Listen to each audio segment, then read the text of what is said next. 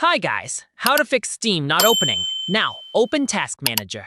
Look for any Steam 32 or Steam-related processes, right-click each one, and select End Task. This step alone fixes 90% of Steam launch problems, so don't skip it. Right-click your Steam shortcut, select Properties, go to the Compatibility tab, check Run this program as an administrator, then click OK. Here is the secret. Admin mode stops permission errors that keep Steam frozen. Navigate to your Steam installation folder, usually C Program Files x86 Steam. Find the app cache folder and delete it.